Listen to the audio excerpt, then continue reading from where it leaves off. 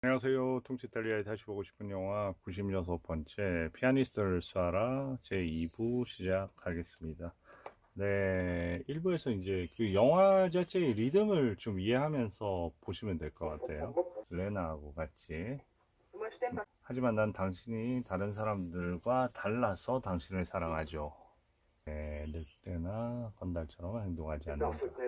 하면서도 좀 돌봄이 필요한. 그런데 한편으로 또 보면 자, 우리에게 필요한 건 의지죠 하면서 플라인이 아니고 플린에게 사직 통보를 해요. 플린이 바 주인이잖아요. 같이 한 팀이 돼서 이제 새롭게 그 당신의 그 연주 인생을 시작하려고 하는 겁니다. 이제 재기하는 걸 도와주려고 하는 거죠. 그리고 얘기하는 겁니다. 이렇게 언젠가 날 사랑하지 않게 되면 그때 얘기해 달라. 왜냐하면 그 전 부인하고 얘기를 갖다 다 들었잖아요. 그러면 이제 자기가 알아서 판단을 하겠다고 이렇게 얘기를 하는 거죠. 동생이 저렇게 까불거리고요. 그 아까 그 늘 그 일종의 매춘부죠. 클라리스하고 같이 밥 먹습니다. 클라리스도 이 같은 동네에 방 근처에서 살고요. 항상 이제 같이 샤를이랑 이렇게 이 동생 이름 피도였던 것 같아요. 피도하고 클라리스하고 이제 그 찾아온 겁니다. 한 남자가. 그러니까 이 매춘부의 이 방을 찾아온 거죠. 그리고 돈 있냐고 물어보고요. 그 누굽니까? 아까 아니라 그 갱스터 중에 2명 중에 1명이죠. 피도를 납치하라고 하는 겁니다. 일을 해야 되는 거죠. 이제 그만둔다고. 그죠?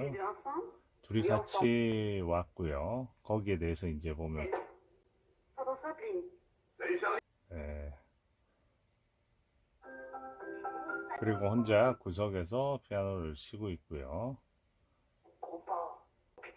네, 그리고 이제 그 질투심이 난 거죠. 저렇게 싸우게 되는 거죠. 그리고 칼을 들게 되고 하는 거죠. 그런데 이제 갑자기 그런 생각이 드는 거죠. 아니, 내가 갑자기 너한테 칼을 들다니 이게 미친 거지 하면서 포기해. 위로 이렇게 카메라는 올라가면서 누군가가 이 둘을 보고 있다는 걸 알려주는 거죠. 자, 이 짝을. 근데 항상 승자가 있기 마련이라고 하면서 갑자기 돌변해서 목을 졸라서 숨을 못 쉬게 합니다. 순수하다면 그녀는 매춘부일 뿐이야 하면서 저 그 질투심으로 찰리를 목 졸라서 죽이려 하고요. 그때 저런 정당방위가 된 거죠. 얘기하는 겁니다. 난 다시 칼을 잡았어. 팔을 찔러서 목을 풀려고 했었는데 찌를 수밖에 없었다는 겁니다. 어쨌든 사람을 죽였어요. 피도를 납치해서 갱스터 무리들이 어디론가 가는 겁니다. 네, 그때 왜 문을 그렇게 열어줘가지고 문 앞에 인기척이 난다면 암살자임을 의심하라 하면서 일상적인 관계가 아니죠. 납치하고 가면 막 묻고 그런 게 아니라 예, 매력 중에 하나입니다. 컨셉이에요. 어떻게 보면 이거죠. 그게 또 다른 동생이 있는 산장 같은 데를 가야 되고요. 마찬가지로 그 갱스터들도 그쪽으로 가고 있는 겁니다. 밤에 그 발라드 같은 영화기도 하고요. 네, 이 가수도 꽤 유명한 가수입니다. 그 앞에 펠릭스 르클레를 해서 그 아주 그 저음의 목소리가 프랑스의 그런 가수들 중에서 이브 몽땅, 브라상스, 무스타키, 우리가 잘 아는 자크 브렐, 벨기에 사람이지만 그런 가수들 이외에도 엄청나게 다양한 가수들이 많아요. 뭐 저번에 영화에 뭐 세르지 헤제아니도 그렇고 지금 보면 여기에 주인공이 샤를 아즈나르 부르드 노래를 꽤 잘하고요. 그리고 뭐 여러 가수들이 많습니다. 네, 지금 펠릭스 르클레 머릿속에서 계속 얘기합니다. 너는 그녀가 있어주길 간절히 바래. 그녀도 그 점을 알지.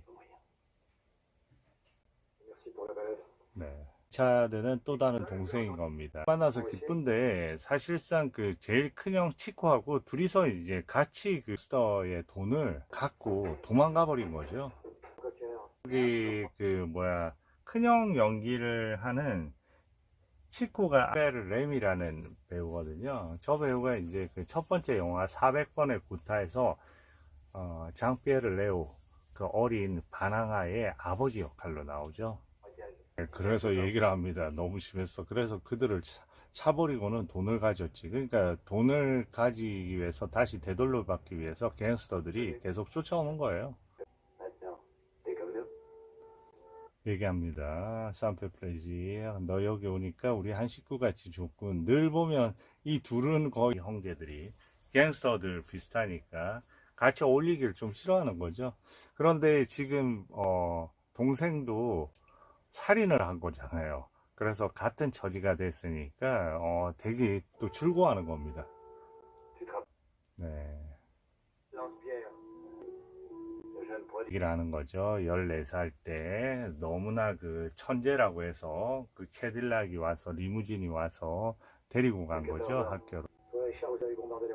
네, 이 부분 꽤 그 대사 좋습니다. 그리고 나서 그 젤렌이라는 유명한 그 음악가 선생님이겠죠. 피아니스트 가르치는.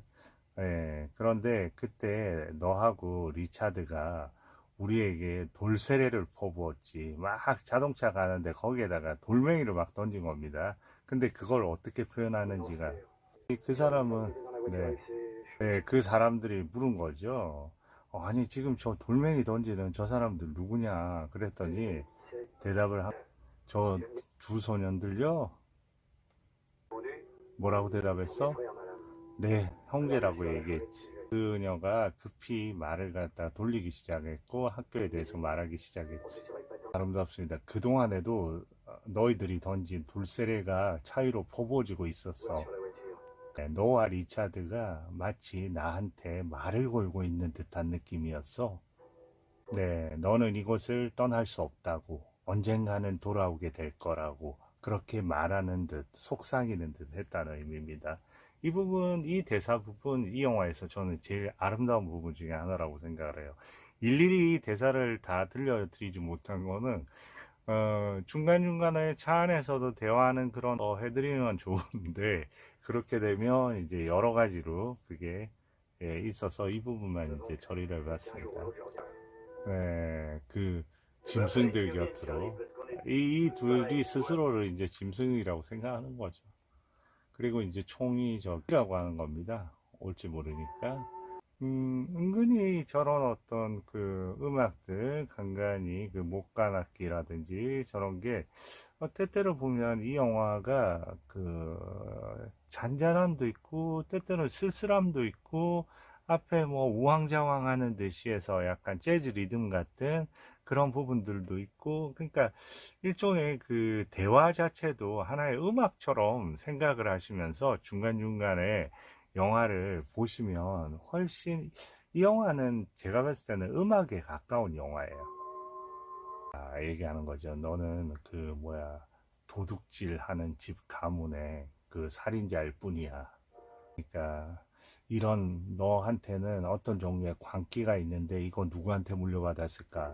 분들 재밌죠 나름대로. 그 당장 부모님한테서 아니지만 너의 가게 계보에 100년, 200년 전에 그런 성격을 가진 사람으로부터 물려받았을지도 몰라. 그게 이제 잠잠하다가 한테 가는 거죠. 너무 이제 다 해결됐어. 그 위에 있는 그 할머니들이 경찰한테 다 증언을 했대. 너가 칼을 처음에 집어 던졌는데 플라인이 뭐 플린이 덤벼들었고 그때 너가 할 수 없이 그거 정당방위 차원에서 하다 보니까 등을 찔러서 그렇게 됐다는 거에서 너는 무죄라고 다 밝혀졌어. 네, 피도를 데리고. 그런데 갑자기 이제 피도가 잘도 도망을 친 거죠. 총을 갖고 이제 총격전이 벌어지는 겁니다.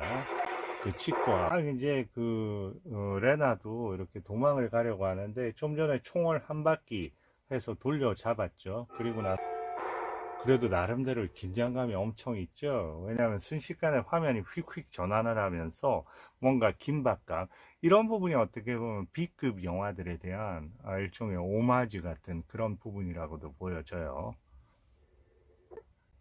이 부분 너무 아름답지 않습니까? 그, 지금 레나가 총에 맞았어요. 총에 맞아서 시신이 이렇게 그 떨어져 오는 더불어 저렇게 서 내려오는 거죠.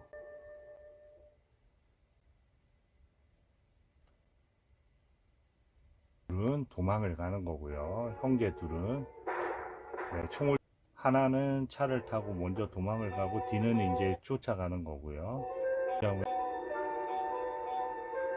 이제 피도하고 같이 막 달려가서 그 눈에 쌓인 상당히 그 인상적인 장면이에요.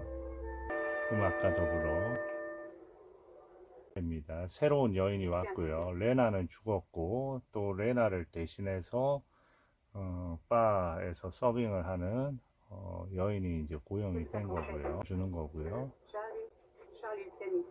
샬리 샬리는 평소대로 피아노에서 자신의 일을 네, 이렇게 끝나는데요.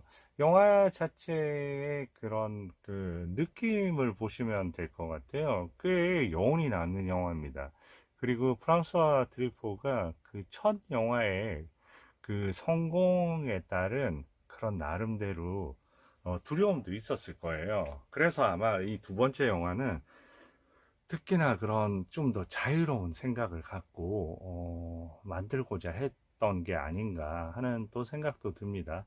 왜냐면 항상 그 영화 첫 영화는 감독들의 두 번째 영화는 첫 번째 영화에 대응해서 만드는 거고 또 두 번째 영화에 대응해서 또 세 번째 영화가 만들어지고 그런 식으로 작업을 하는 감독들이 의외로 많더라고요. 상영이 자주 되는 영화는 아닌 것 같아요.